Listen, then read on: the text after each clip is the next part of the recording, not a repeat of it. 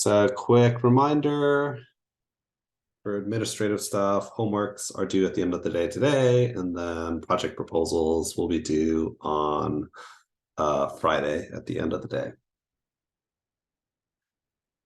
So we'll go ahead and dive right in. The last couple lectures, we've been talking about sort of model selection or regularization. And these are essentially ways that if we have multiple different sets of possible ways to construct our model, right? If you have lots of variables, these approaches are essentially how we deal with them, right? And so with subset selection, we talked about forward / backwards stepwise regression. And so this reduces number of predictors. And just as a quick refresher, right, we do this in order for us to find the right balance between getting our model to explain or to predict our outcomes as best as possible without overfitting, right? We also talked about shrinkage methods. So this is the ridge and lasso regressions. And this shrinks the coefficients or essentially reduces the effect of certain variables, again, in order to account for overfitting. And the last one that we're going to start off with today is a third alternative approach. And so this is known as dimension reduction.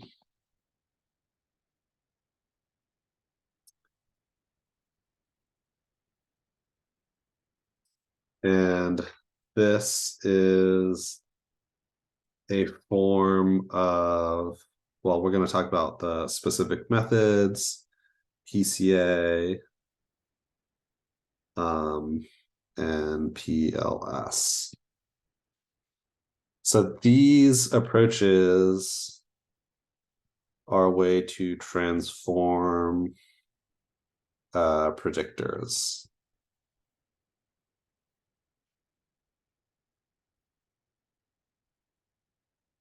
So this is known as principal components, or principal component regression.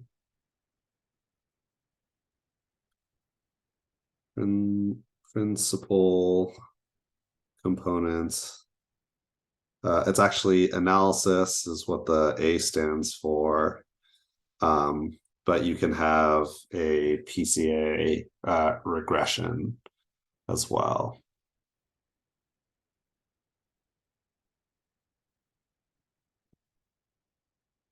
Okay. This, unlike our last two, are actually directly affecting the input variables. And they essentially modify these in such a way as to isolate specific effects of your variables. And if you have sort of many variables, it is a way of going from like 1,000 variables down to 100 or 50 or 10. And hence where the dimension reduction comes from, right? You are reducing the number of variables in your regression. So let's take a look at how we go about doing this. So if we start with our sort of traditional linear regression, this looks something like this. Should all be used to seeing this by now. Up to beta k xk. We have something known as dimension reduction, wherein you have an equation that might look something like this.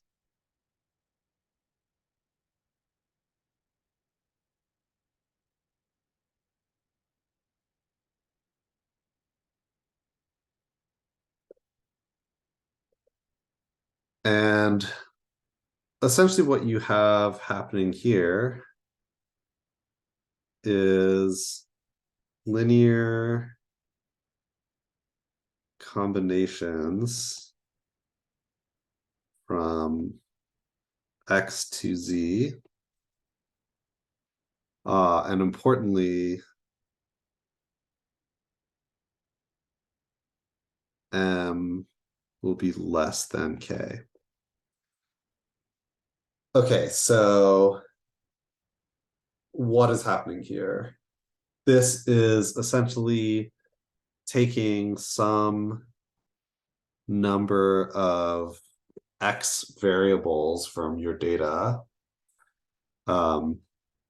Let's say there are a total of k explanatory variables. You're essentially reducing that into these other sets of explanatory variables, which are transformed directly from your inputs. And you're going from a count of k down to a count of m. And so you're reducing the number of explanatory variables.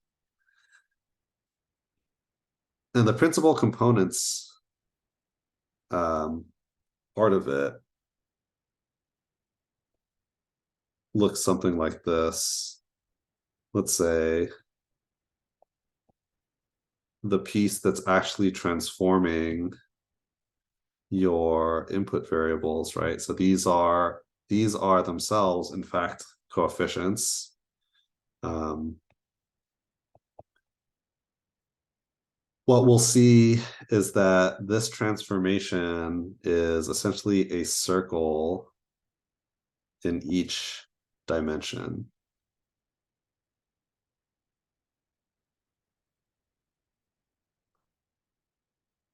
And by doing this dimension reduction process, you go from what we see up here down to this reduced form, which will look something like this.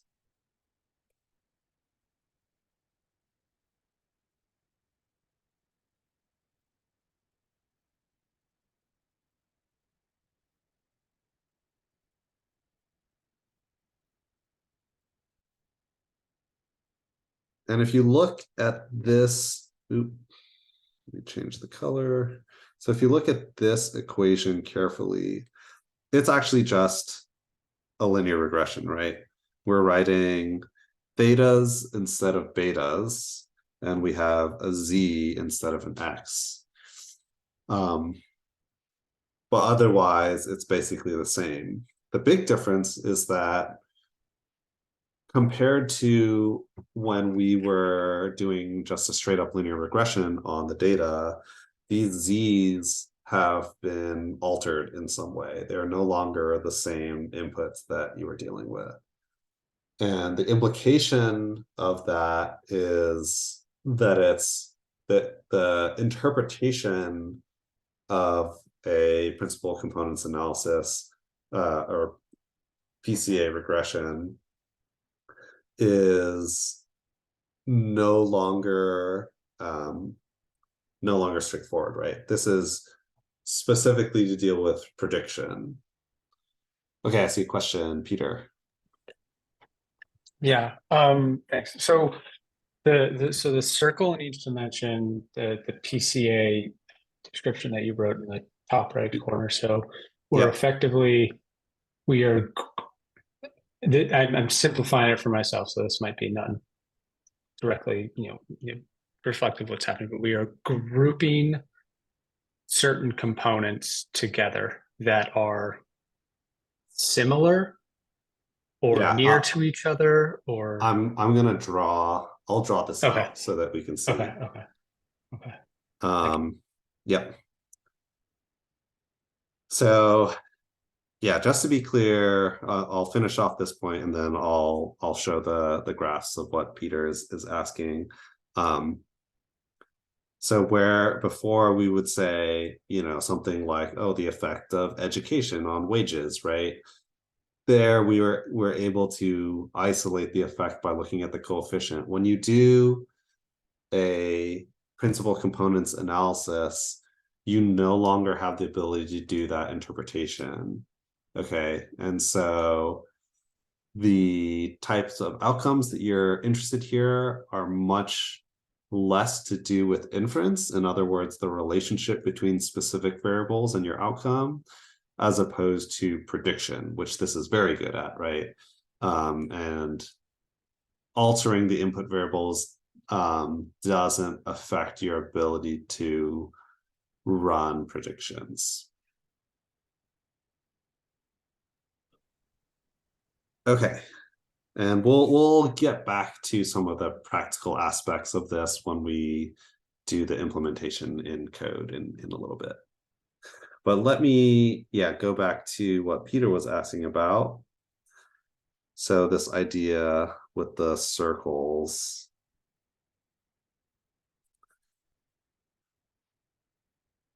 Let's say you have two variables, x1 and x2 as a starting point, and note that this is going to be right a little bit different than the plots that we've typically have been seeing with x versus y, right? This is a plot of our two input variables. And let's say that these guys are distributed kind of like this. The idea of the PCA is essentially extract um, to extract the largest amount of variance in the data. And so the way that you can think about this is if I were to draw lines through my data, I could do that in a whole bunch of different ways, right? I could draw something like this. Oh, let me use a different color. I could draw something like this. I could draw something like this. Okay.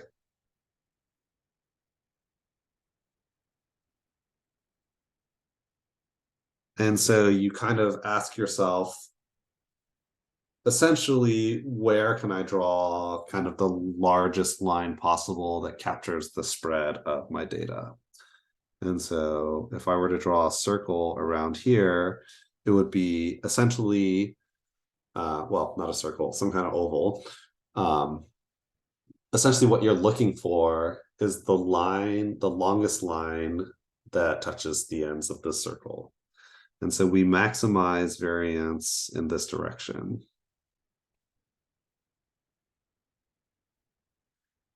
And this would then be our first component. And then the idea is um, if I were to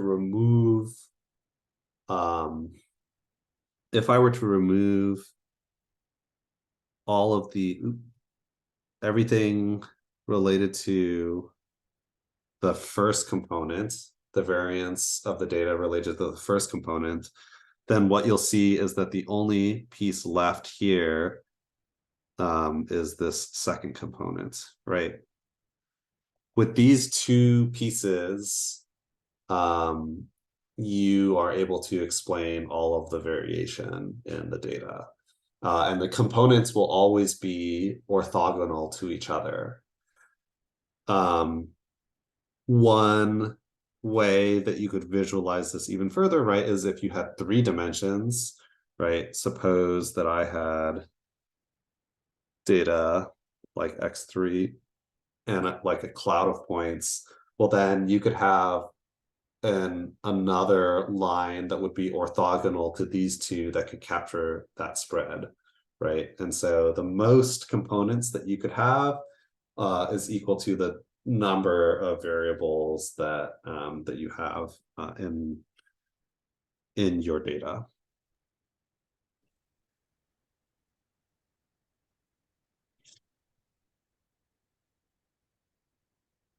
Okay, is that a question? Yeah. Yes, go ahead. Is this, it is, would it be wrong to say this is like, you're like creating interaction terms with two variables? No, that's yeah, that's not quite right. So Okay. um you are basically saying that there is some kind of effect on your outcome, which we can't actually visualize here, right? Because we don't see where how y relates to x1 and x2. But the idea is that there is some effect that is related to um, pieces of x1 and pieces of x2. And essentially, what this model is trying to do is extract that effect out of x1 and x2 and combine it into a single variable. So that first component where we see, well, there's all this variation in x1 and x2, and that variation captured by the first component has some effect on our outcome, which we can measure in a linear regression. And we're just going to take that first component, which is comprised of variation in both x1 and x2, and use that to measure some kind of model against y. And so that's that z term. Does that make sense? Hopefully. Yeah, if I can maybe like restate it. So we have two terms, x1 and x2, which we were trying to ascertain their effect on the outcome. So the z term or the y term, whatever it is. And to do that, we're going to combine it into a third term x3 so that we can then model Z. it. It Z, would be Z, yes. it'd be z. Okay. Oh yeah. Okay. Yeah. There'd be a new term z so that we can actually run a linear regression model Yeah. against y. So if this first component is known as Z1, the idea would be to do y equals beta 1 x1 plus beta 2 x2 and transform this into y equals y equals beta 1 z1. And so we are reducing the number of betas. And actually this piece here is comprised of pieces of both x1 and x2. And Got it. the way, okay, I see another question. Go ahead.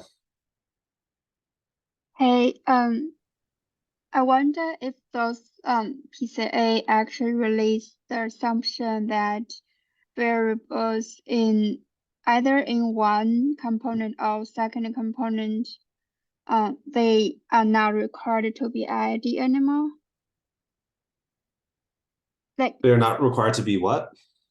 ID, so they sort of consider the guess correlations in their variance between x1 and x2 by considering them into one group. I'm not sure I'm seeing that right. Yeah, so independence doesn't necessarily matter in this case. You care more about that when we think about explaining the effect of individual variables. And here, so one of the big benefits of like a PCA is I could just throw like 1,000 variables into the blender, and I can choose to reduce it down to 1 to 2 to 50 to 100 variables. Yeah, and so independence between explanatory variables actually doesn't really matter that much in this type of approach. Oh, okay. Thank you. Mhm.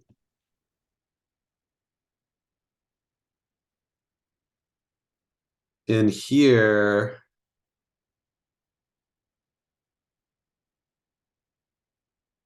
you might have a sort of wider first and second component. So on the left, first component is much more important than second. And on right, close to equal. So you might include Z1 on the left, but you might include Z1 and Z2 on the right.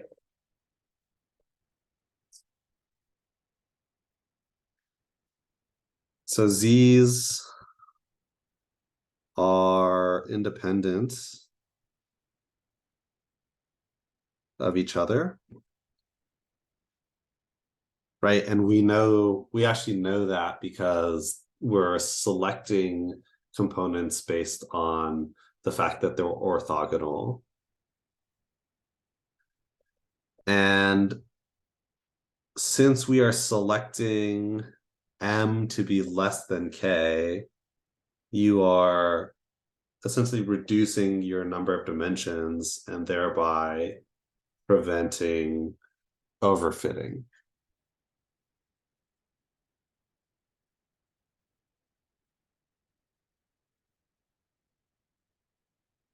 Okay. Any questions about that before we move to our studio? Peter. Yeah. So the theta is measuring, maybe I missed the previous screen you had up with the actual formula, but the theta is measuring, or it's a measurement of what exactly the length, the quality of the two components. Okay. So Yeah, let me attempt an analogy, and I don't, hopefully I'm not going to get in trouble for this. I don't know how accurate it would be to depict it this way, but let's say you have y equals beta 1 x1 plus beta 2 x2. Essentially, there's this thing where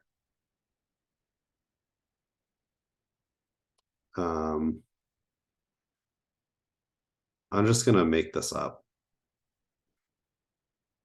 So you have x1, x2, and then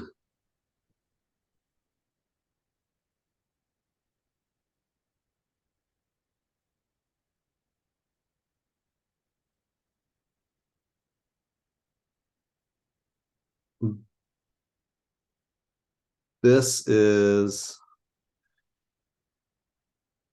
the pieces of x1 and x2 that contribute to y.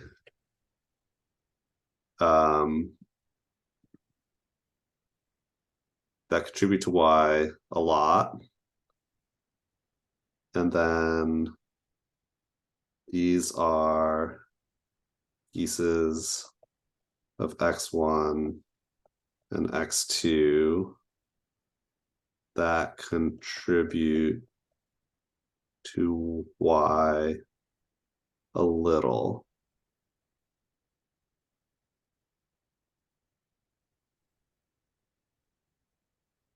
So the idea is essentially to take these pieces and combine these into Z. I don't know if that if that makes a whole lot of sense to you guys, but that's essentially what's happening here.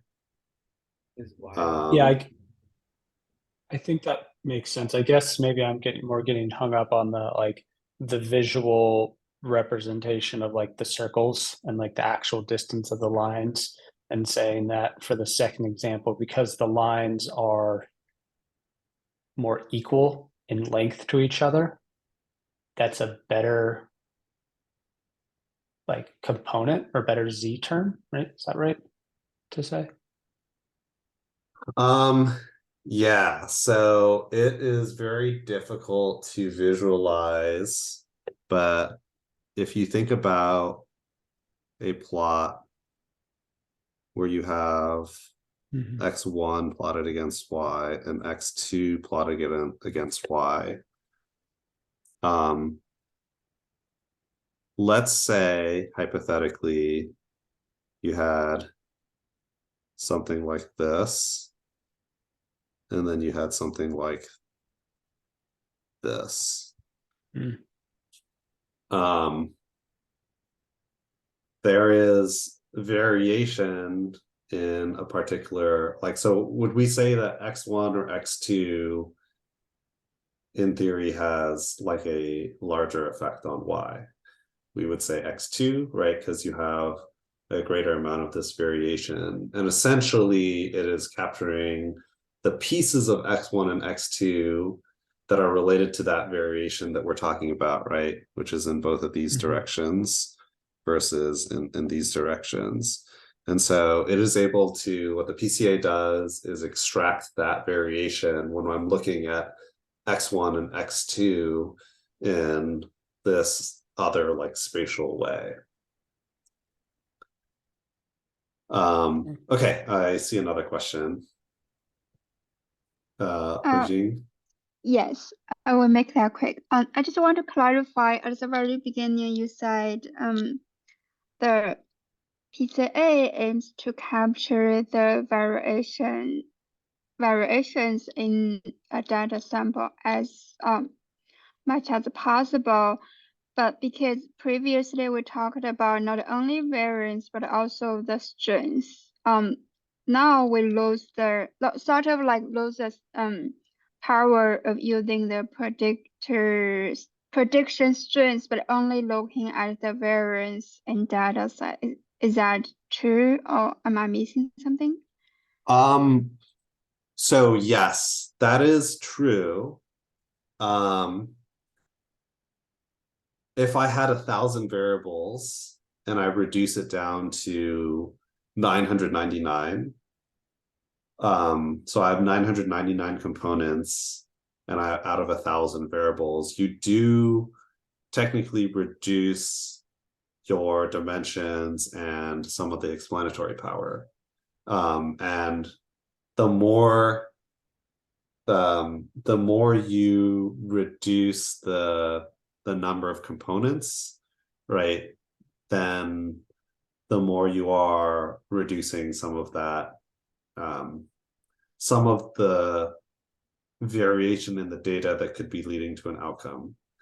However, right, if we back up for a second and we think about the context of why we do this, this is very much in the same way that, like in a subset selection procedure, if I'm doing forwards or backwards, right, I'm going down from 1,000 variables down to 50 variables or whatever, right? the model with 1,000 variables is always going to be, technically speaking, better at predicting outcomes than the one with 50, but we're doing that in order to reduce the chances of overfitting. And so this is the exact same thing, right? This is using a different type of procedure to reduce dimensions and get good predictions without overfitting. What about like in the illustration, you draw the two components, like first component and the second component. I guess Yeah. another way to clarify that when we do the first component, we say the line is long and capture more variations according to the darts there. And Yeah. then the second component is seems like at least compared to the first one, it captures fewer variation there. But the question is, can we assume not only first component captures more variations, but also first components actually have a stronger power? I mean, it's two Yes. different Yeah. things because in the coefficients, we say the power as the number of the coefficients there, right? But now we don't talk about it, but we still want to know like whether the variation actually related to the strengths, like, yeah. Yes. No, that's a really good point. So the components are chosen in the order of their strength. So the first component always has the most variance, then the second component has the next most, and so on and so forth. And in that way, as you do the reduction, as you build up the PCA model, you're always getting the most out of the very first component, and then the next most, and the next most, and so on and so forth. That is procedurally how this is done. Okay, thank you. Yep. So let's jump on over to our studio and take a look. Am I sharing the right screen? Okay.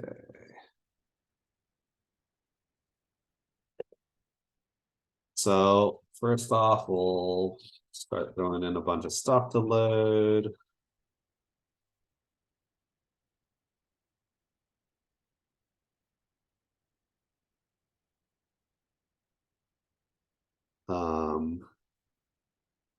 I think that's all we'll need for, oh, actually we might need this.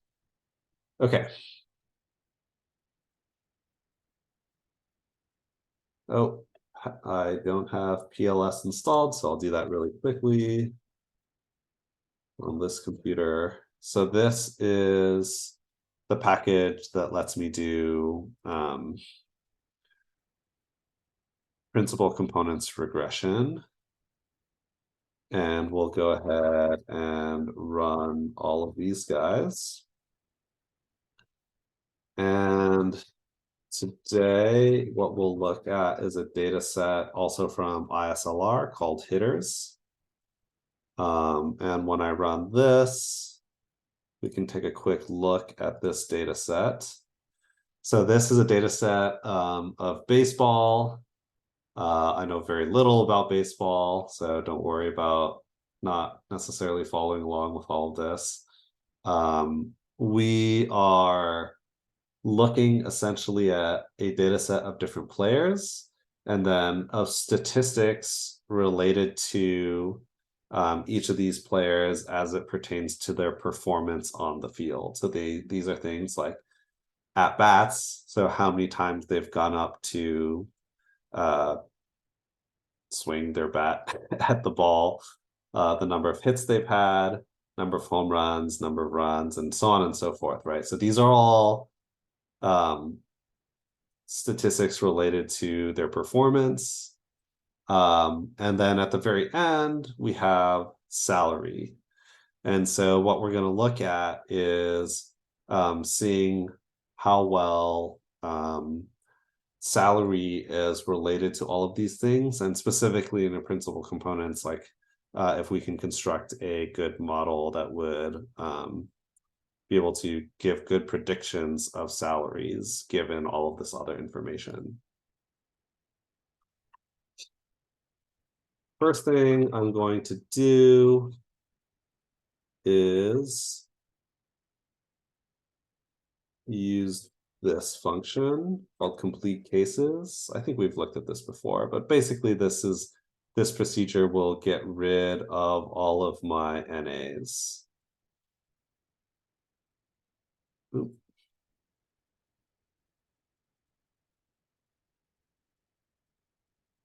Okay, and principal chain or principal components regression. We're going to create our model PCR.fit using PCR, which is the function.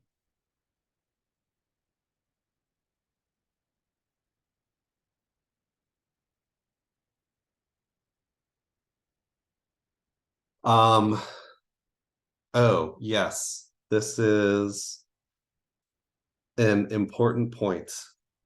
This is a very important point when you're doing principal components analysis. I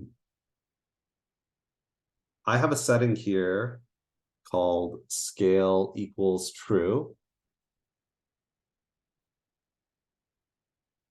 And the reason why we do this is to set all of the variance between the variables on equal footing. In fact, we can look at our data set and let's take a look at this variable called C at bat. And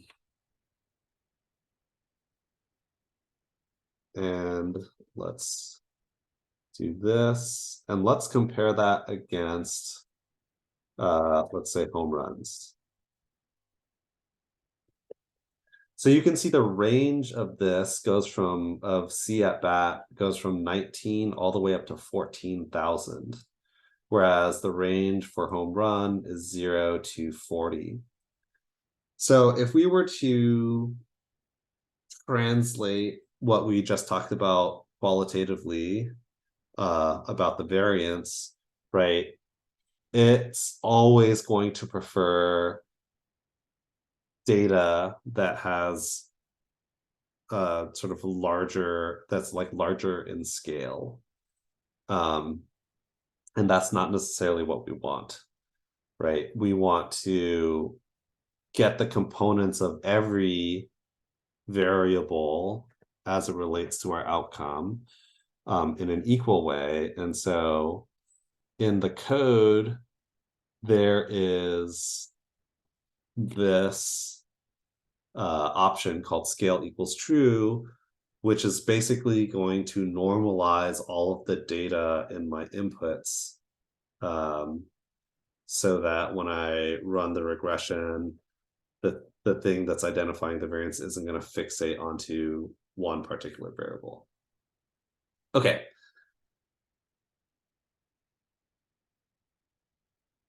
Now I'll pose a question to you guys.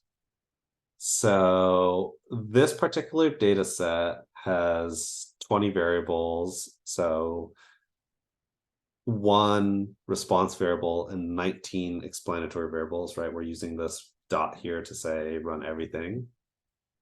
So how would I go about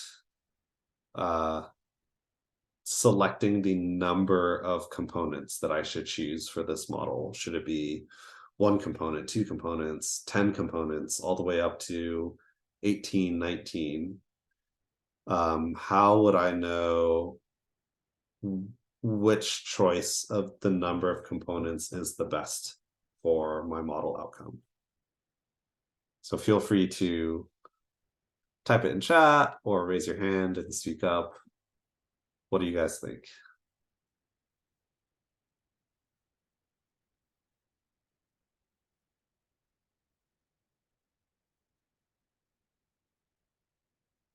No ideas? Just to clarify the question, it's how would I know which combination of model components are the best? It's actually, you don't even need to necessarily talk about the combination, right? Because we choose components in the order from like biggest contributors to smallest contributors. But the question is, should I have one component? Should I have two components, three, four, five, so on, all the way up to 19 components? How many should I include? Well, would you do you just like get the R squareds from each iteration of component combination? So 1, 2, 3, etc., all the way up to 19, and then whichever one's the best, that's the best or the correct number of combinations. So you're close. You're close. So R squared might work to some extent, except that we do know that the model is going to get better and better every time I add more components, right? So it'll always choose 19 if you're choosing R squared. Adjusted? So yeah, so adjusted R squared, you could think about doing it that way. But just for everyone's clarification, every time I ask this question in class, the answer is always going to be the answer will always be cross-validation. Right? So yeah. You're on the right track. We are trying to come up with a metric that gives the best sort of outcome. And in this case, we're talking about predictive outcomes. And so what you can do, right, is to run a cross-validation to add the most components possible without overfitting. And so this procedure is like very analogous to our subset selection, right? When I ask, oh, if we had these 19 variables and we did step forward or step backwards regression, like should I have one variable or two variables or three variables? And the answer to that is the same thing that we've been doing to figure out which one is the best, right? You want to maximize your ability to capture stuff in the model without overfitting, and we do that with cross-validation.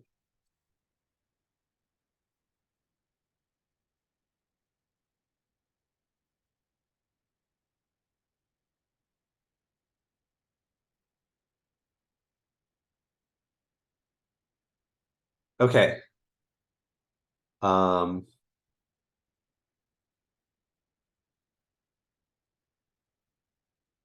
These are the outcomes of our components. Notice again that while y equals theta z is a linear regression, we actually don't care about the coefficients directly. Again, because they just don't really mean anything physically, right? Because theta 1 is the effect of some combined variance of all of my 19x terms on my outcome, which just doesn't have like a physical meaning like a traditional linear regression does. But instead, what we can see here is in the cross-validation, it tells us the root mean squared error term. And we can look at the percent of variance explained by the different number of components. And so you can see, generally speaking, that will be, increasing. So the amount of variance in my outcome of salary will be increasing as I add more and more components. And generally, the same will be for my root mean squared error. As I add more and more components, my error will generally go down. But remember, when we're talking about this idea with our total error, right? Model complexity, total error, we'll generally see something like this, right? Because the trend is bias down, variance up. And so when we look through here, we actually do see something like that where the root mean squared error decreases for a little while and then goes back up. And in this case, it actually goes back down a little bit. But I think our lowest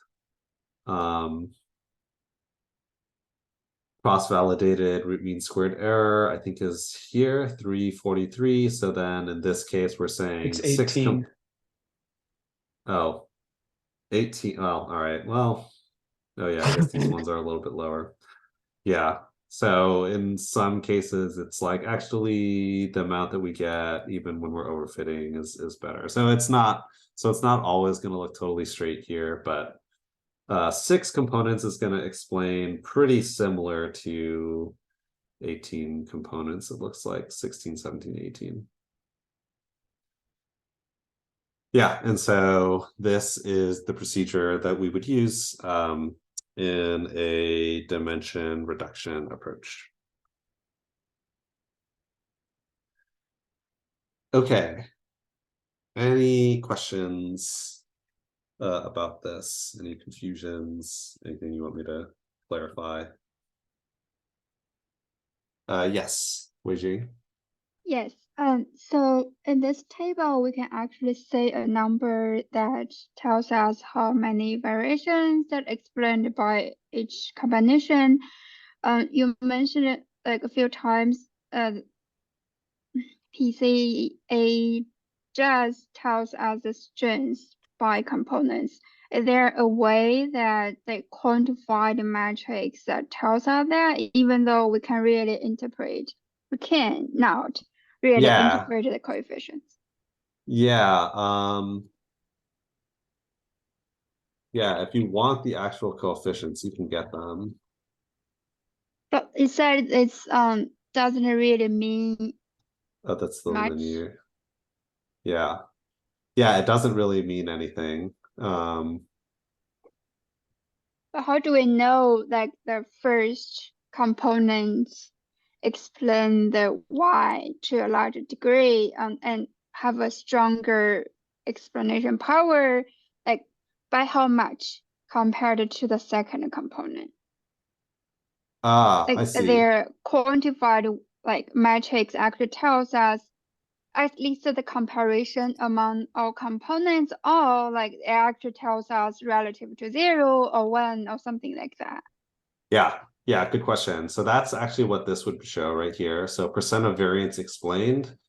Um, you can kind of think of this like an R squared between 0 and 100, right? So the amount of variation that you explain with just one component is like 40%, and then you can see incrementally how much each additional component would explain. Oh, I thought that it's a variation instead of the strength. Like variation is different from the strength, right? Um, yeah, well, okay. I Like guess yeah, I guess that depends. we're thinking about the question relative to like linear regression, because in linear regression we have coefficients and then R square. In R square we explain the variance, but in the coefficients we actually interpret as the predictive power, like strength. And in this case, then we still say the variance that's kind sort of thinking about as R square.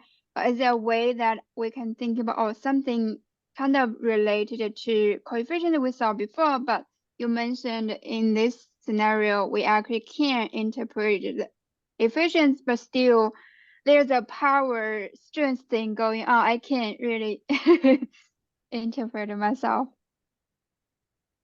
Yeah. So Am let I me making sense? kind of. Um, the just to be clear though, the coefficients in a linear regression isn't I guess we're using the word strength, right? But that doesn't really mean anything. So to be strict in terms of definition, the coefficients talk about the effect of X on Y. And so you can have an effect of your Z on Y represented by the thetas, and we could extract those thetas, kind of figure out which thing it is. Nope, these are the scores. Yes, I think I'm thinking about the actual value of theta in this Okay, the nodal actual graph. values, you would, let's see. Yeah, so the value of thetas you would back calculate from these component values, I believe. I'm kind of surprised they don't have those just straight up calculated for you. Is it the, oh, it might be the projection. Hang on, let me see. Is it the projection? No.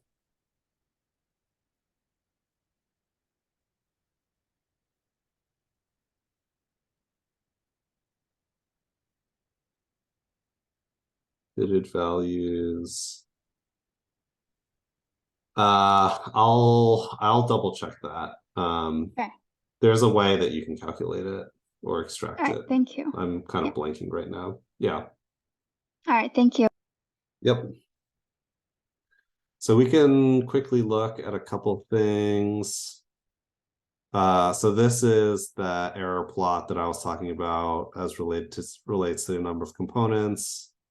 So this is kind of a decrease and then an increase, but I guess in this case it kind of goes down again.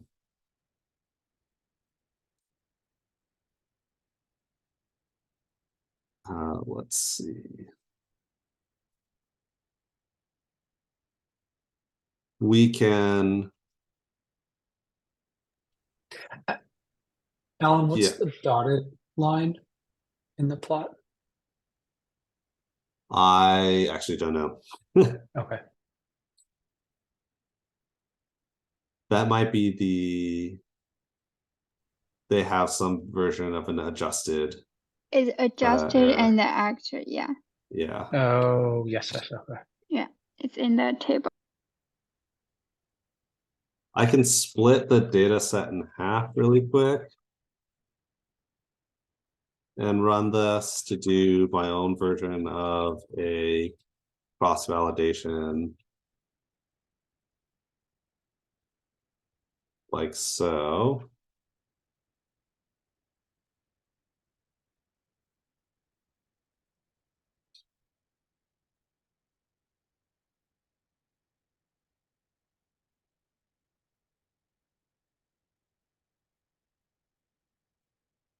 And so this actually feeds in the data that you would want to subset. So I can do something like this, where now I'm specifically training on a subset. And so this will let me do the cross validation properly. Oop. Quotes.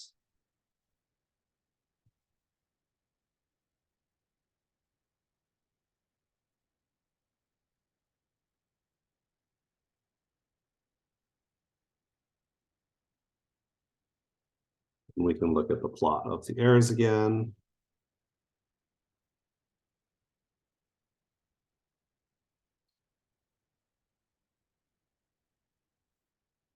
And in this case, we get a much clearer signal of like the number of components that we should be including before we're getting to overfitting. I think that when you don't explicitly include a subset, it might be doing like a leave one out type of thing. But here, we have a much clearer picture of when you start overfitting.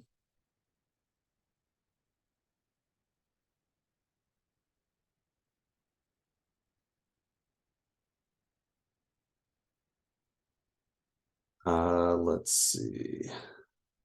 mean squared. Okay, so then this ends up being something like even just one or two components gives you the lowest out of sample mean squared error. So the procedure that you use for your cross-validation can be important here.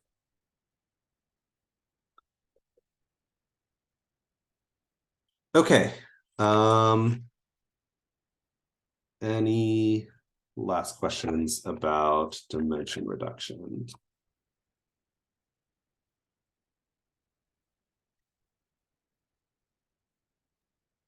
So in previous table, when the two MSE are very close, but the number of components varies substantially, is that like we can choose either of them, or like the smaller number of components would it be desirable to say?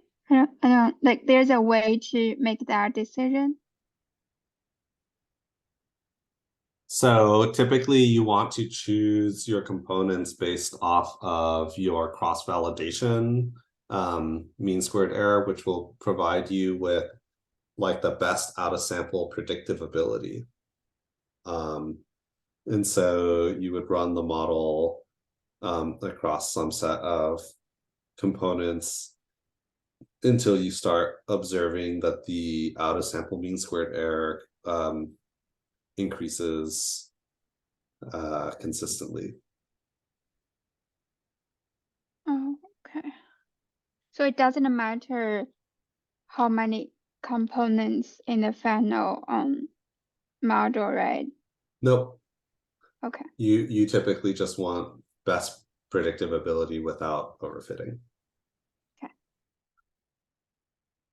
Okay, why don't we take a quick, let's do let's say 4-minute break. So at 3:12, let's reconvene so we can all have a bit of a breather, give our brains a rest, and if anyone needs to use the restroom. So I'll stick around in the meantime if anyone has questions, but otherwise, quick break. Hi, Alan. I had a question about the project. Yep. In this syllabus, it says that it's an individual effort, but we talked about groups. So I just wanted to clarify that. Oh, yeah, it should be, you can do groups of up to 3. Okay. Yeah, that clarifies it. It just, the syllabus says pretty explicitly it should be an individual. So I just wanted to make sure. Okay, yes. Oh, in the syllabus. Right. Yeah, okay, so that's the guidelines, and then let me change the syllabus and I'll re-upload these. Thank you. Yeah.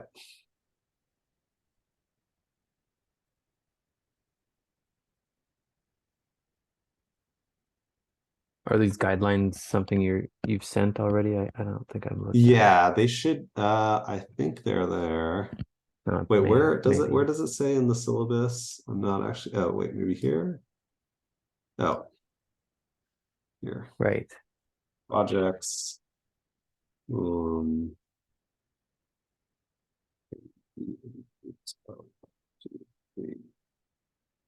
think you're the first person to catch this in like several years.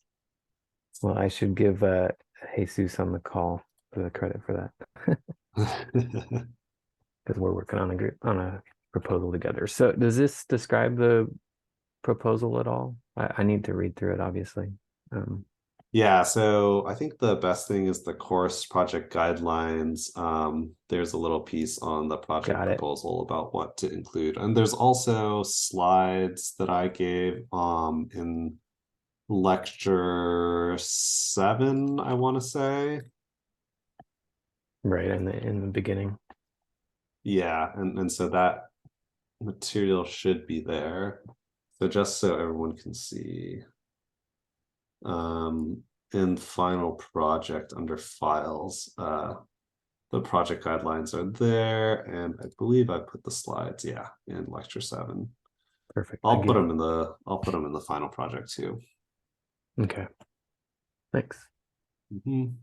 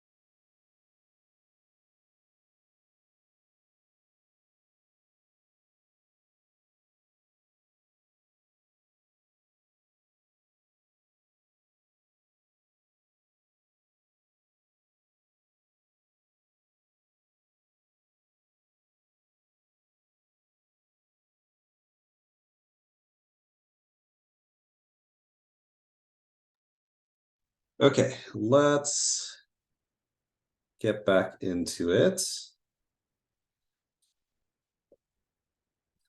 So we are moving on to a totally different topic at this point. We have been talking about doing these regressions where we have our variables like this. And we started with our simple linear regression, and we've kind of expanded from that to add more complexity, right? We've looked at linear regression going up to multiple regression where you have multiple x's. And then we talked about all of this subset selection, shrinkage, dimension reduction. So how you would deal with the fact that you might have many, many explanatory variables. And we've also, one of the things that we've kind of been presuming this whole time is the fact that y is continuous and that x is also continuous. Although we then did, we've also looked at where this is a binary and even categorical, right? Where we have dummy variables. And so this is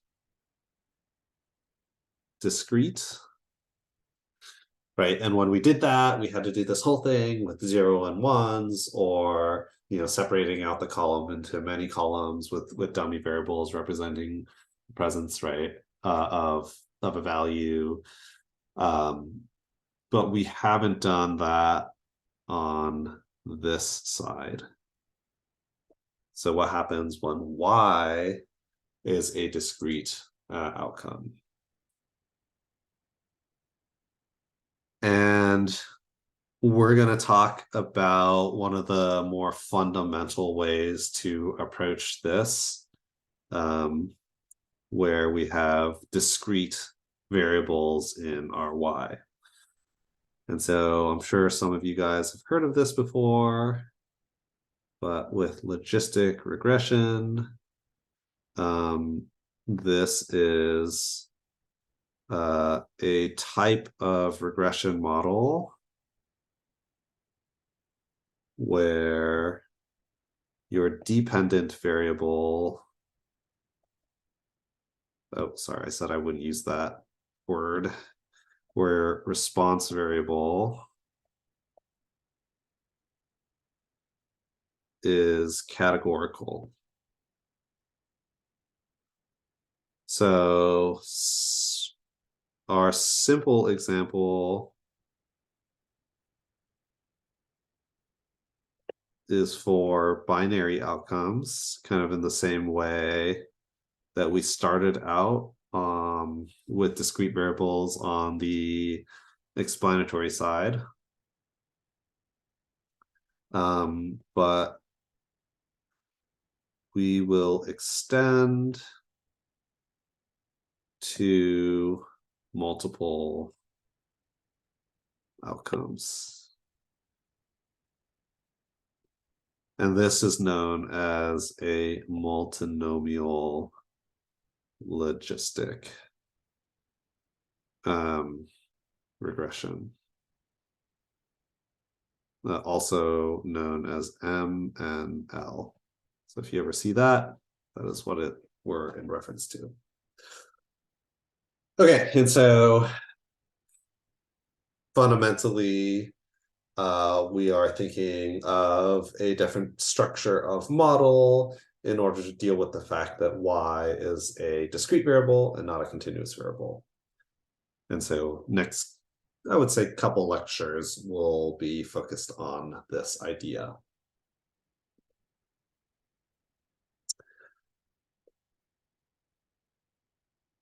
When you guess, so guessing binary / categorical output is also called classification. People who do machine learning call this classification, even though technically it's just regression. They say you can either do regression or you can do classification, which is baloney because classification is just regression. But you know, that's sometimes that's just how it goes. We have these new hot terms getting defined by these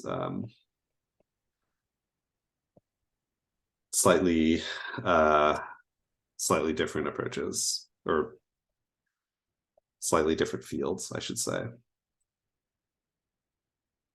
So in a binary model, instead of some kind of continuous output, we might have something like a yes or a no. And so what might this look like? We could talk about the fact that something goes to a 1 or something goes to a 0, right? And if we think about a real world example, this might be something like income, education, race, leading to some kind of question like, will this person buy a car? Right. And so you have this kind of yes or no. But we can also think of it instead of a 1 or 0. This could be X%, and this could be 1 minus X%, right? And so this really is kind of a different way of thinking about the way that we measure the outcome, right? Because in the continuous world, we just say, oh, what value does it land on? In this case, we're only allowed to land on 1 or 0, but that may equate to across the population, like some X% of people saying yes, and some Y% of people saying no, or 1 minus X%, right?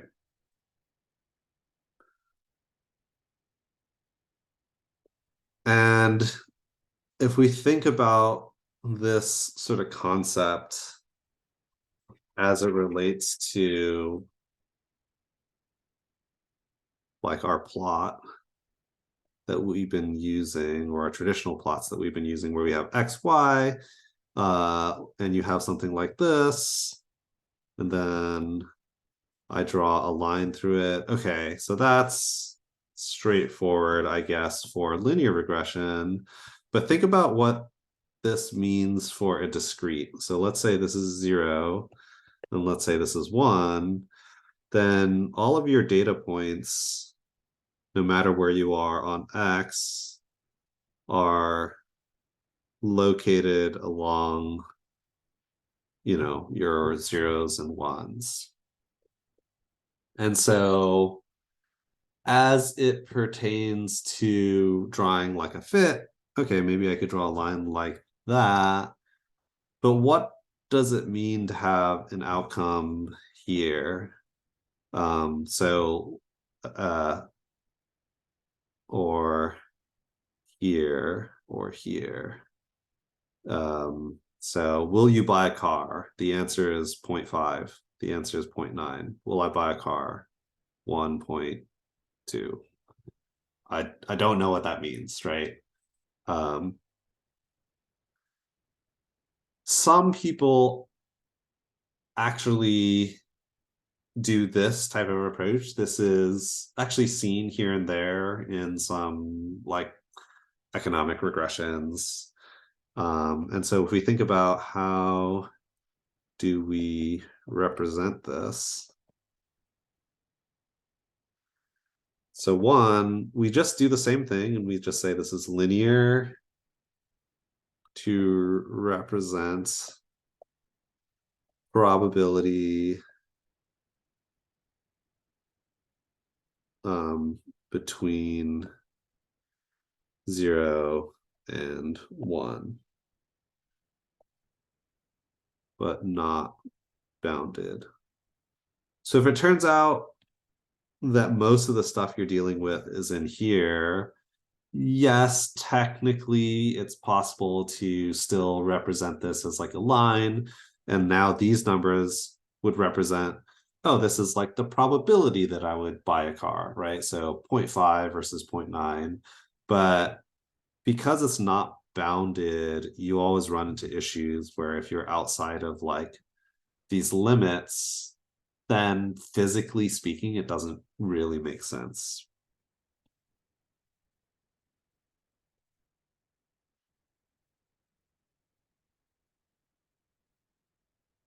So this probability we'll call P of X. So the probability, right, in that example, the probability that I would buy a car. We can actually do something interesting here. If I log P of X multiply inputs together, but unbounded in one direction.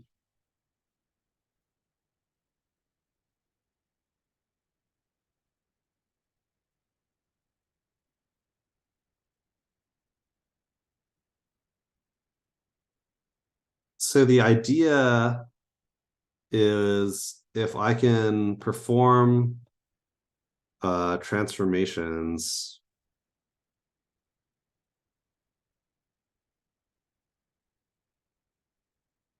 to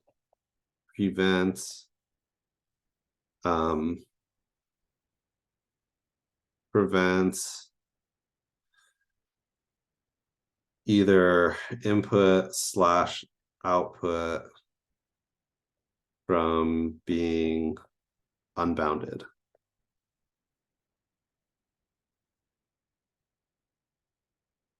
So if I could somehow manipulate this so that like my y's don't go above 1 or below 0, right? That's really what we're talking about here. And this transformation here is one way to do that. And it turns out if you log the odds or the odds ratio 1 minus P of X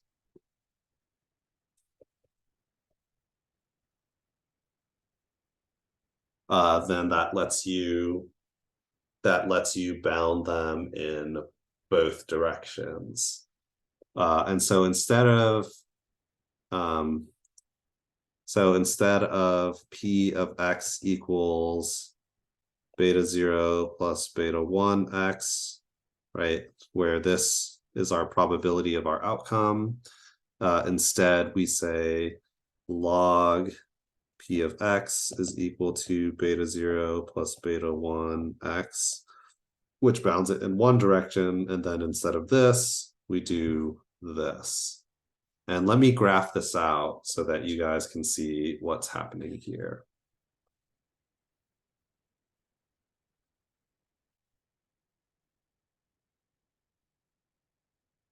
So y log the odds, or y log odds. Again, just to reiterate, odds is equal to probability over 1 minus probability. So probability of success divided by probability of failure.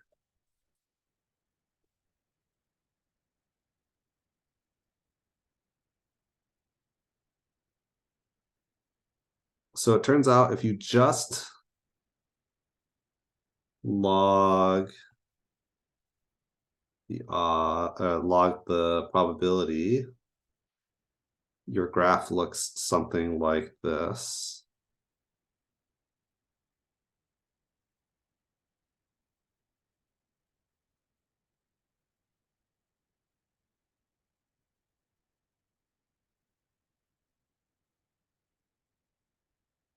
And if I have a log of the odds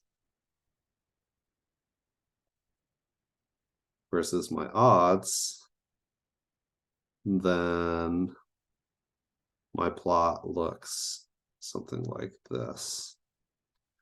So odds will go from 0 to infinity.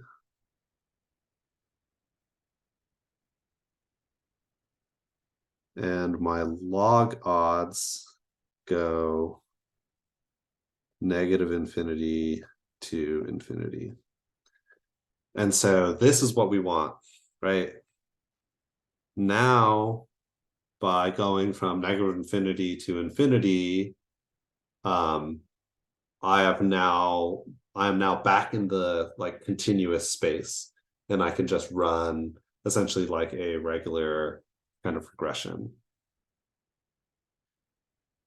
The interpretation of like a logistic regression gets really complicated because now my beta coefficients are in reference to the log of an odds ratio, and like what the heck does that mean?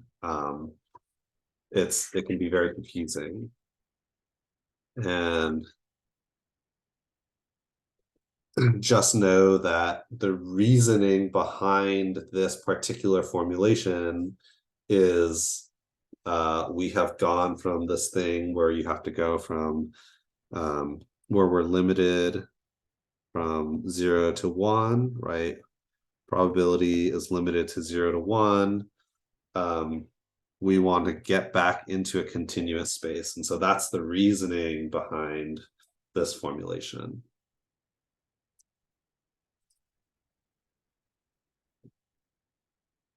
Okay. Any questions about this?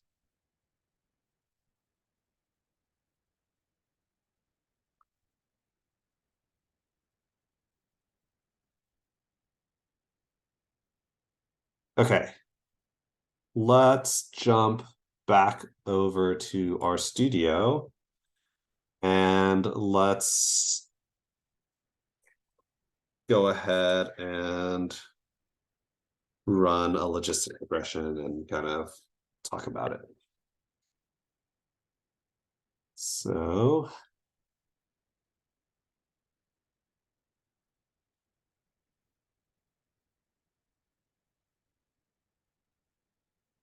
I am realizing I did not upload the data, but let me just do that really quick so that you guys can follow along if you want. So I'm just gonna go here. I have a data set called election parsed. So just loaded it into Canvas, so you should have access to it.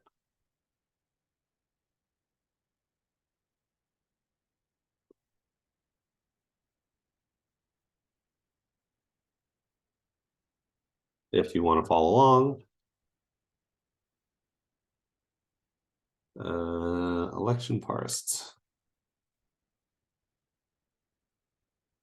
Oops, all right, hang on. I'm not in the right place.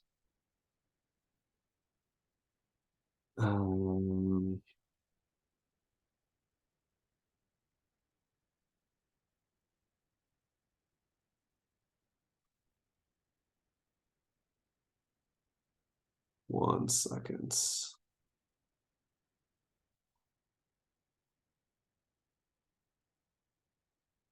Okay.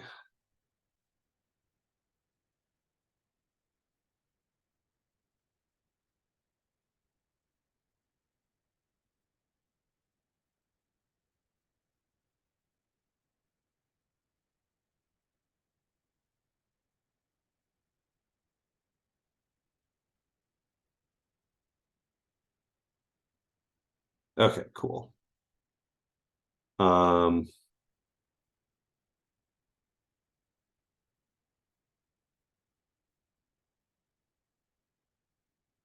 Load in the election data and let's take a quick look. It's a pretty simple data set. We have 2 variables. We have an outcome variable, which is whether or not a Democratic candidate won in an election.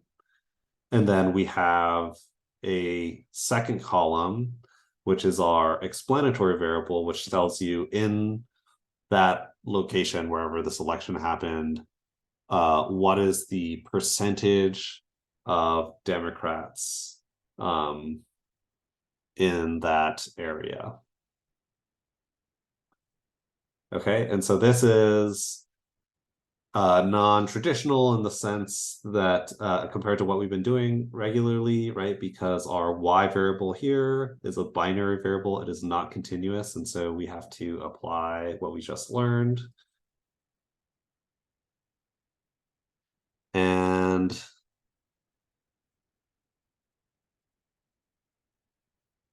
let me see here.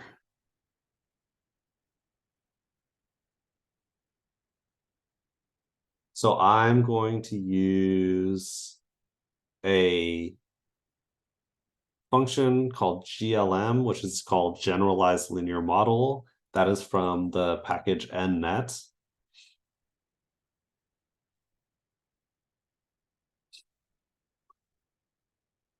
Election model. So this will be GLM. We're going to regress the variable Democrat 1 on percent Democrat. Data equals election data. And we are going to specify a family, which is going to be binomial. And the family describes the distribution of your response variable. And because we only have 0 or 1s, it will be binomial. And so if I run this, oh, okay, sorry, this requires it to be in a data frame, not a data table. So we use read.csv, which is the built-in version. Oh, what is happening here? Oh, sorry. Okay, maybe actually it wasn't that. I think this will work. I think it's because I have quotes around election data for some reason. Okay, so when I run the model, we can see what this looks like.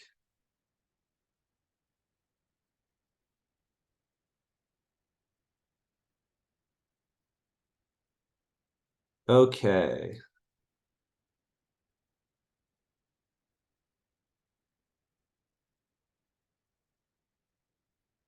So we look at similar types of things here. We've got a coefficients with standard errors and statistical significance. We don't have an R squared. We actually have an AIC, right? And that's because in a logistic regression that's computed using a likelihood function, is we're no longer in the world of ordinary least squared, right? Think about what that would mean in terms of an error term. If our outcomes are only zeros or ones, the error term is only going to be 1 or 0 as well. And so the AIC computes a measure based off of the likelihood that we're using to actually calculate the coefficients. Okay, and so who can help me out here in terms of understanding what this coefficient value describes? Anyone want to have a shot at that?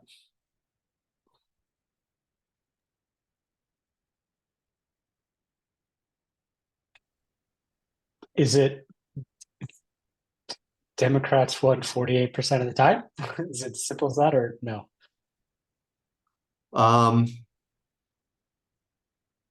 No, so if you remember, the way that we might interpret this in a continuous model would be,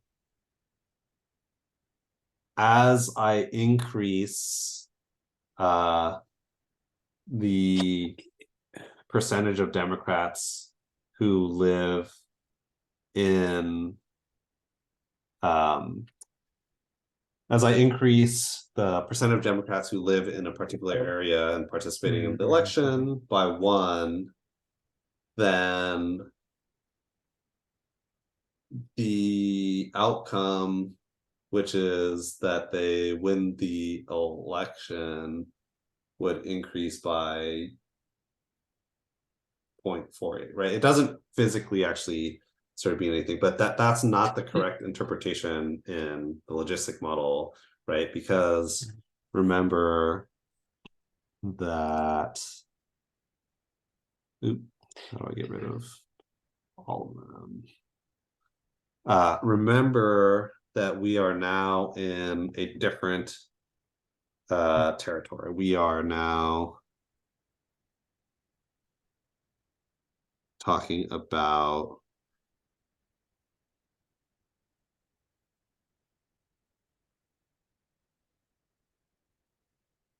this. So the correct interpretation of this coefficient would be, as the percent of Democrats increase by 1, the log of the odds ratio increases by 48. Whatever the heck that means, right? So this interpretation, the interpretation of logistic regressions is a lot less straightforward than a linear regression. And for that reason, we actually, if I wanted to think about this interpretation, actually, what I'll say here for a quick moment is that a lot of people just stop here, okay? When you look at logistic regression models in like published papers and that sort of thing, and what they say is, okay, well, the effect is significant and it's positive, and so the more Democrats that you have, the more likely they are to win the election, right? Duh. Okay, so we want to do better than that. we want to have some kind of like quantitative interpretation of what this means. And so we got to dig a little bit deeper. So it turns out this whole thing here, like if I wanted to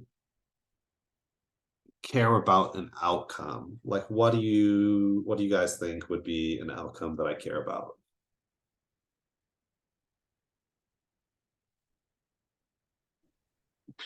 The percent of, as the percent of Democrats vote increase, it increases the percentage odds that a Democrat would win. Yeah, well, not even just the odds. I don't know about you. I don't think about things in terms of odds very much, but probability. Okay. Sure. Yeah. So what I would like to know is as percent of Democrats increase, how does the probability change, the actual probability change, right? And so if you solved for probability, you get something like this. E to the beta 0 plus beta 1x divided by 1 plus e to the beta 0 plus beta 1x. So, and this is known as the inverse logit.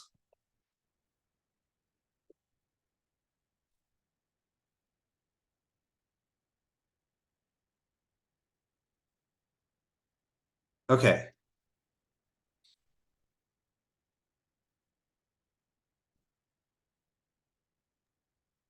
Now I can do a bunch of math where I can plug in values for beta 0 equals negative 23.88 and beta 1 is equal to 48.29.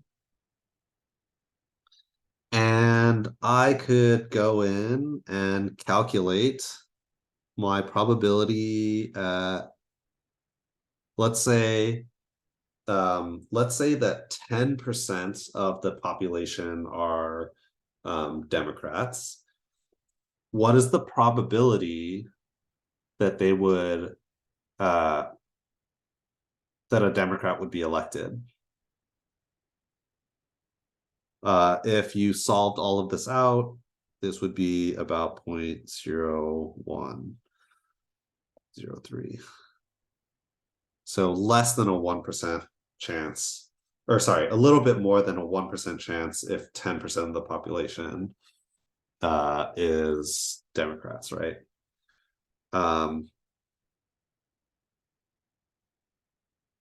And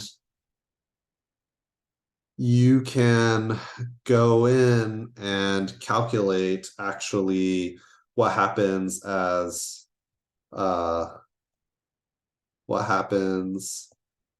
X increases. And what you'll see is that there's a particular shape that comes out of these logistic regressions that is not linear. And this kind of makes sense based off of what we're seeing in the data and our assumptions about how a logistic regression is essentially shaped. And if you want to learn more about that, you can take some regression classes that get into some of the like theoretical aspects of what a logistic regression assumes. But what we'll see here is if I go ahead and do this procedure that I just wrote out manually in a coded way,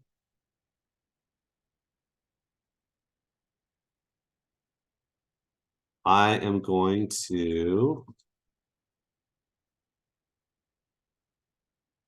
create a new data set to predict my model on.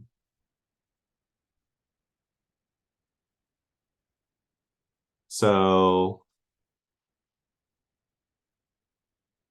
I'm basically saying I'm going to run the model across %dem from 0 up to 1 in increments of 0.01.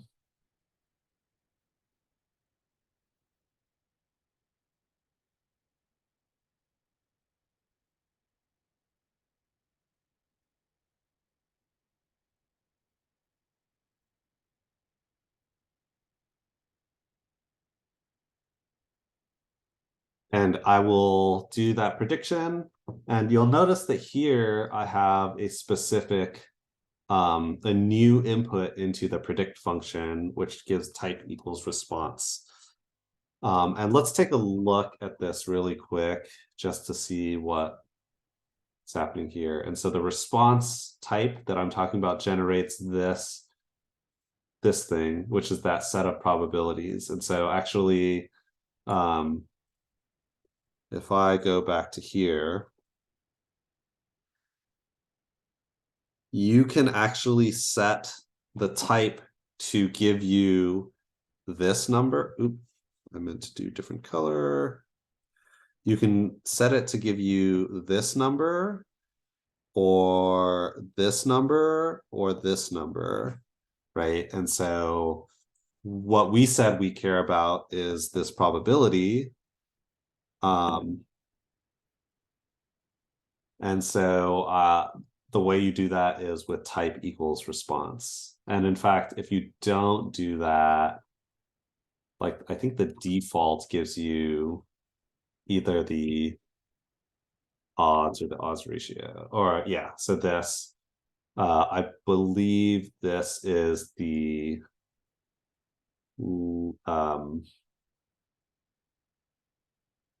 I believe this is the log of the odds ratio, which isn't what we really care about.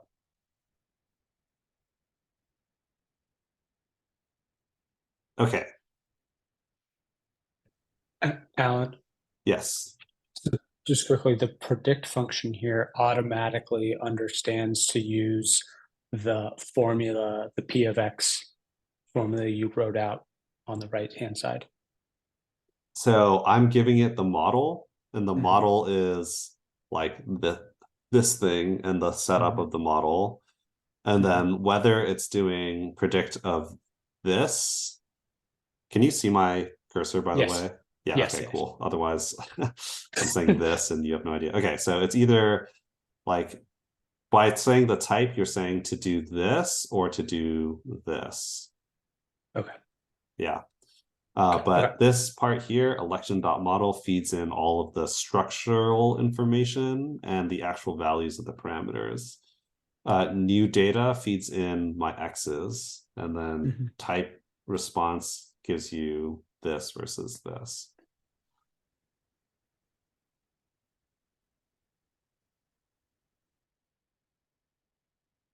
Okay, and now we're just going to plot it.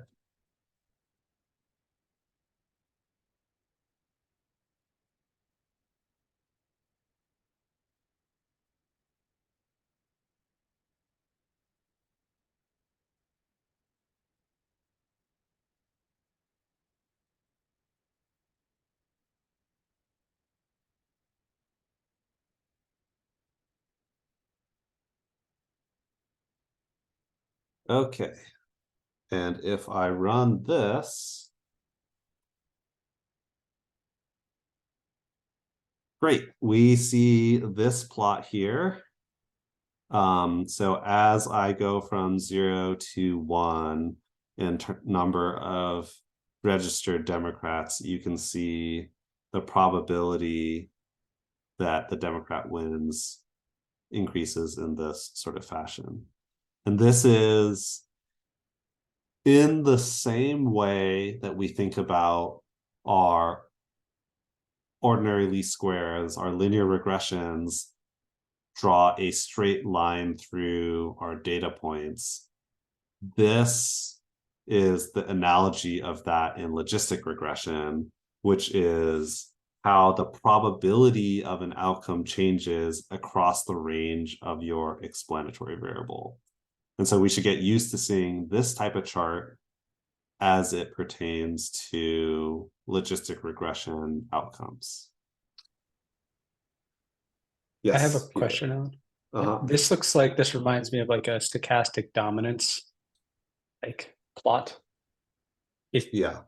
Is there any relationship to that? So say we put in proportion, you wanted to do over a proportion of Republicans or something like that, but you could like do predictive, compare different log logistical regressions on the same plot to assess dominance, right?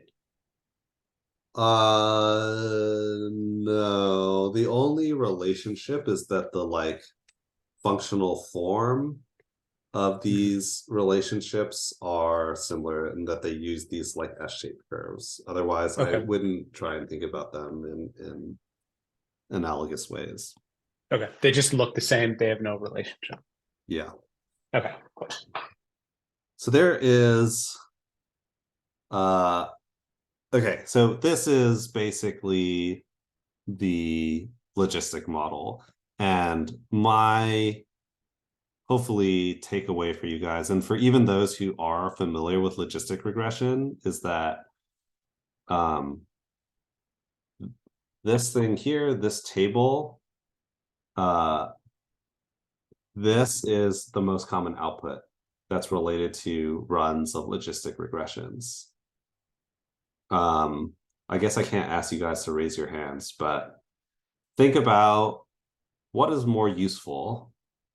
The coefficient related to, like, in terms of you understanding the like qualitative interpretation of what the model is telling you, ask yourself what's more useful. The coefficient related to the log of the odds ratio, and whether you'd be able to tell how an outcome changes as your explanatory variables change based off of these coefficients, or is this plot more useful? Right? This plot that tells you as my x changes, how does the probability change? And so in my view, it is definitely the latter, right? This really doesn't tell you that much. I mean, it does tell you information, and it tells you the information that you would need to calculate the latter. But I think that having this graph here is a much better way to convey the information coming out of your model, and that we should strive to make the interpretability as good as it can get.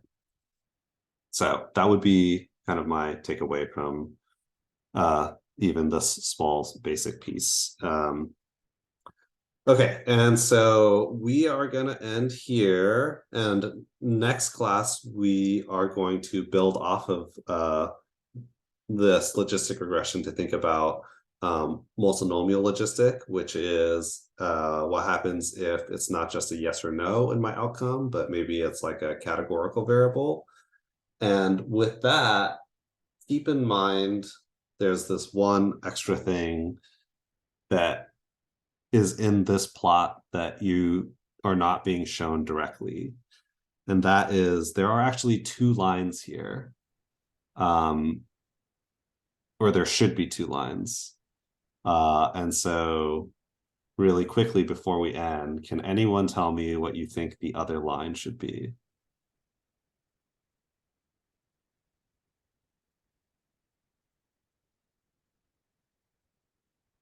So this is probability x equals 1.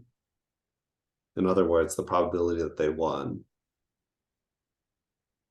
looks like this. The opposite of Yeah, this exactly. Mhm. Exactly. And so what is the opposite? It starts from 1, go to It goes 0. down. Yeah, so probability of x equals 0. And that line would look like that would be equal to, actually, Wait, it should be the proportion. 1 minus this thing, right? And so it should be something like this. Okay. And so the sum of any 2 points should always equal to 1. That's kind of assumed away that like you can easily calculate that in these binary models, but we are going to see how this plays a role in our ability to understand what's going on in different outcomes when we think about the multinomial logistic regressions. When you have more than 2 outcomes, it's going to be using this exact principle. And so keep in mind here that really this graph that shows this one line is actually automatically providing you information about the other line. And we're going to take advantage of that next class. Alan, Okay, Another questions? question. Yeah. Peter first and then Weijing. Actually, Weijing should go first because I want to make sure I'm asking the right question. Okay. My question is from the beginning, like he said, hey, I want to take what I said back. Can we go back? Yeah, sure.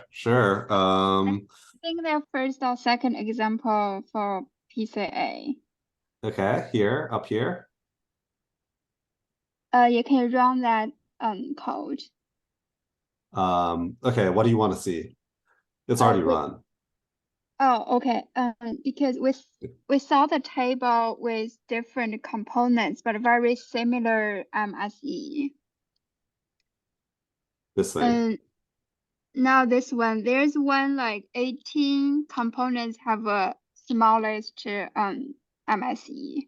Oh, the I can't first remember. one. Yeah, Yeah, okay, yeah, then yeah. the first one. Okay, this guy here. Okay, so my questions here for the MSE table, I mentioned this before, like if we say the MSE here, the smallest one is 18. is this 18th? No, Yeah, this 8. doesn't look like this one. I think that's a 317, some number like that, 317. if I'm correct. No, I think it's just these two. Okay, so anyway,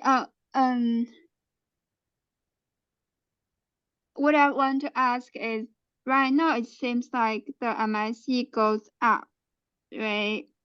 MSE goes up as the number of components increase. But in previous example, actually we have the smallest MSE for 18 components, but a slightly different but very similar MSE for the for component for 6 components. So my question is, if those MSE happen to be very similar, which tells us the model roughly, like the validity of the model roughly very similar, and then if the purpose of PCA is to like it's for the dimension reduction, then why don't we choose the one with the smallest components, the smaller components? You can. You definitely can. This is a tool that so the real power of this tool is the fact that you can very quickly run this model at very, very large scales. So when we think about subset selection and even shrinkage, the PCA can do like 1 million variables, no problem. Well, I'm not going to say totally no problem. So, part of its strength is that if you are mainly concerned with prediction, it is a fast tool to reduce the size of your model when we're thinking about having lots of variables. And so if the way that I would think about it is on one end of the spectrum, you're preserving the most interpretability by doing subset selection, doing forward and backwards regression to take out individual variables. On the other end of the spectrum is this type of thing where you're doing dimension reduction, and you're able to deal with really, really massive data sets. And kind of in between that is lasso and regression, which kind of gets at some of the strengths of both of those. So as far as this particular example goes, it's like, oh, the mean squared errors are like pretty close to each other. So, you know, there's this like, oh, maybe maybe the 3 component or 5 components is like just as good as you know, 15, 16, 17 components. And then it's like, okay, which one do you choose? In this particular case, it probably doesn't matter a whole lot. But when you're thinking about that bias versus variance trade-off at these much larger scales, you know, that's when this type of model really shines. So don't get too hung up on the number of components here in this specific example. The principle you should really be thinking about is like reducing your out of sample mean squared error as much as possible. And so that'll mean your out of sample RMSE should be, you should just pick the one with the smallest value. With the smallest MSE. Yes. Yes. Oh, okay. Oh, okay. Yeah, I get the smallest MSE part. Well, let's say if for example, for this one, if let's say we have the 18 and like 8 components, those 2 are very similar MSE. Why don't we thinking about 8 as 800 and 18 as like 1800, right? Yep. So when they have very similar MSE here, even though like the 1801 have a slightly smaller MSE, I think it would make sense if we choose the one with 800 components because it's like substantially reduce the components to serve the purpose of dimension reduction. Yeah, so okay, I see what you're saying. So let's say your error is tied between something that has lots of components and something that has less components. So you're saying that we should choose the one with smaller components. Okay, generally, I guess that kind of makes sense, but really it's highly, highly unlikely that you would have errors that are exactly the same. And if it was, that will part of that is an artifact of the sample in the cross-validation that you happen to pick. So in fact, in cases like that, I wouldn't even necessarily just say, oh, pick the one with the lowest components. I would run the cross-validation a couple more times and see which one has the lowest average mean squared error. Oh, okay. Right, That makes a lot of sense. Yes. Yeah, because the difference you're talking about, it would be highly unusual to get like the exact same error. And in the case where the errors are like really similar, honestly, I would not necessarily say just pick the one with the lowest components. It doesn't really matter at that point. You just want to pick the one with the best predictive ability. Oh, okay. All right. Thank you. That's very helpful. Yep. Okay, Peter. I was trying to figure out. You said there's a second line that's in this graph here, and Yes. one that is just a mirror image effectively.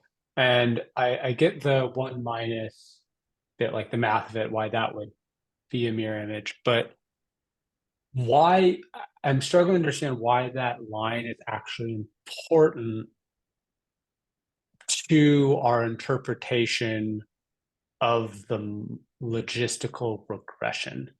Well, if the interpretation is just based off of this line here, right? Then all you're saying is that you know, at some percentage, let's say here, you're saying, okay, when there's 45% registered Democrats, they have a 25% chance to win. But when there's 45% registered Democrats, the Republican, or not even Republicans, just everyone else would have a 75% chance of winning. Okay, great. That makes sense. Okay, That's so all. it's just the Yeah. it's just the other